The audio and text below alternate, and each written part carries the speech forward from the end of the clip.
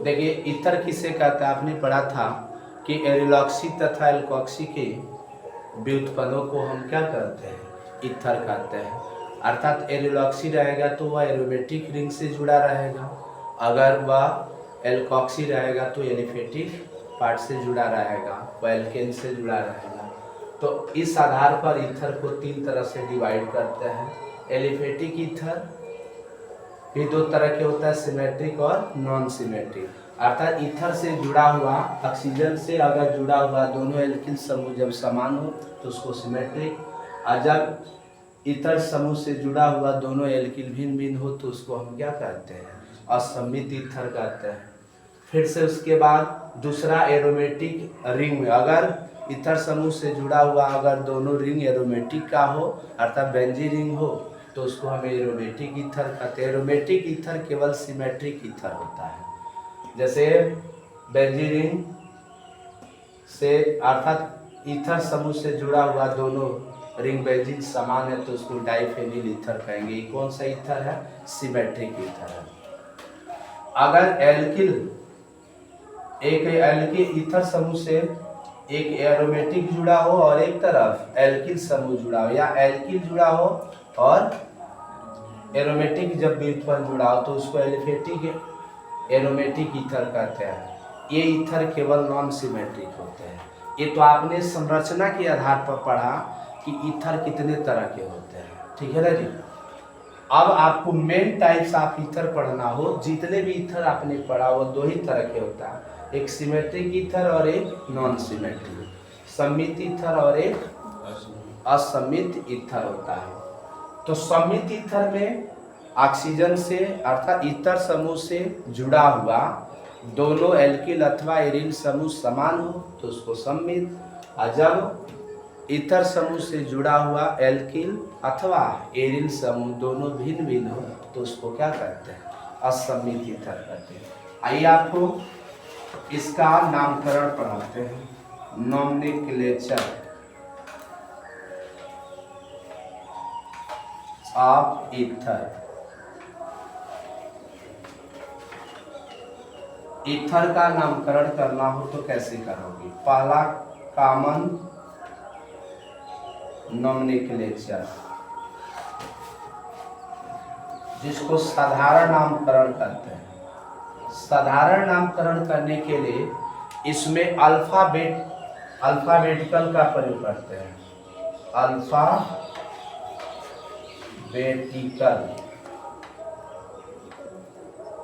Alphabetical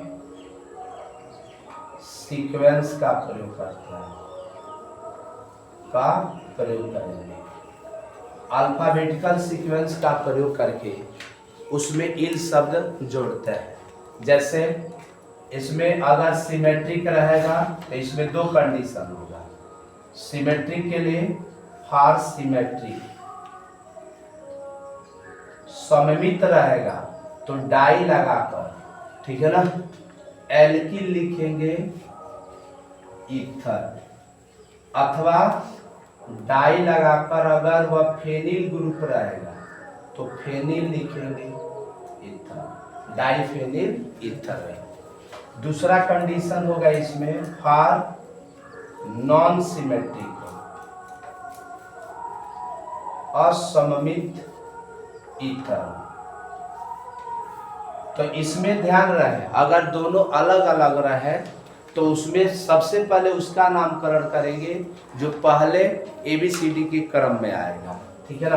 तो पहले क्या लिखा जाएगा, एल्किल प्लस एल्किल डैश, मतलब दूसरा आप एल्किल का प्रयोग करोगे और तब उसके बाद क्या होगा, ईथर होगा, ठीक है ना जी।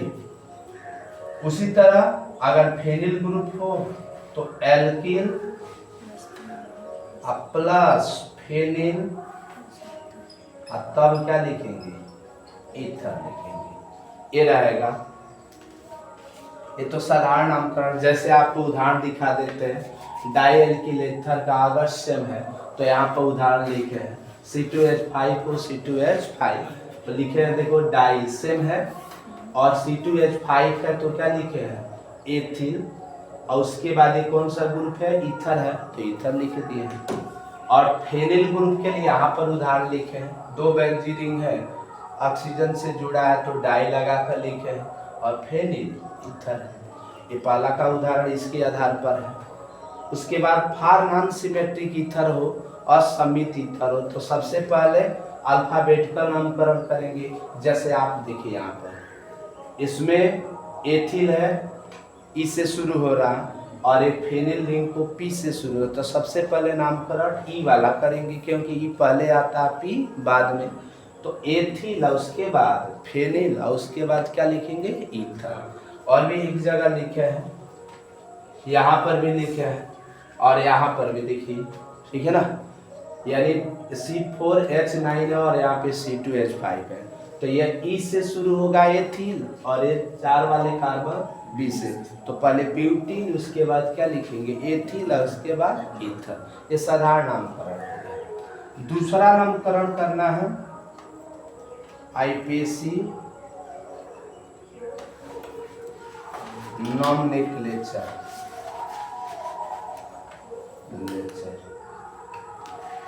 ठीक है ना।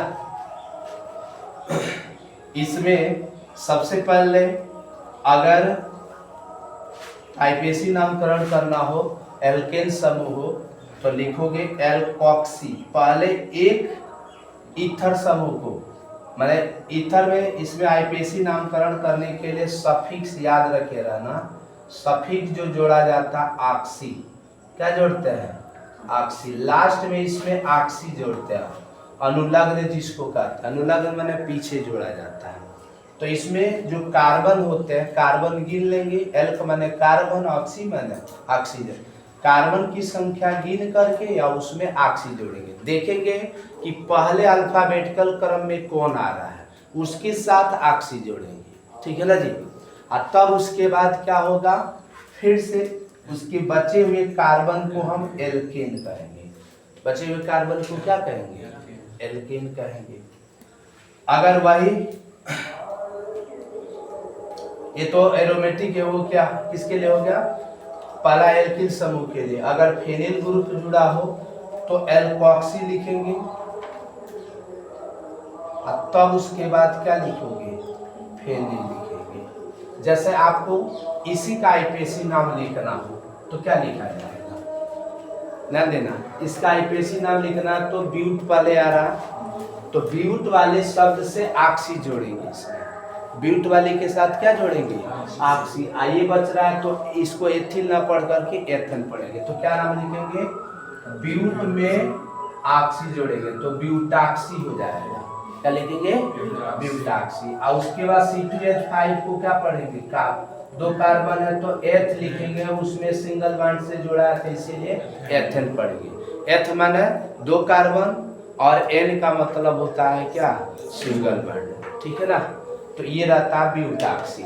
उसी तरह अगर आप इसका नामकरण करना चाहते हो तो क्या लिखा जाएगा, C2CH3 को मेथिल लिखे हैं, तो मेथिल को क्या लिखोगे, मेथॉक्सी, क्या लिखा जाएगा, मेथॉक्सी। या पूरे ये तो यहाँ तक हो गया, मेथॉक्सी, बचा क्या, फेनिल रिंग, तो इसको आप मेथॉक्सी एरिन भी लिख सकते हैं, या आप क्या लिख सकते हो, फेनिल भी लिख सकते हैं, फेनिल, ये हो जाएगा ग्रुप। उसी तरह इसका भी अगर नामकरण करना है तो क्या लिखा जाएगा, आईपीसी नाम, बोलिए क्या लिखे, एथॉक्सी, एथॉक्सी लिखेंगे ना, और एक पूरे रिंग को हम क्या कहेंगे, फेनिल कहेंगे। इस तरह का इसका आईपीसी नाम लिखना, और इसका लिखना होगा तो ये कैसे लिखा जाएगा,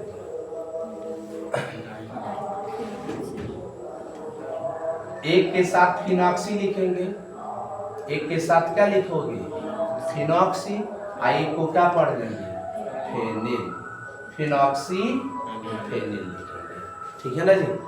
ये रहता है इसका आईपीसी नामकरण करने का।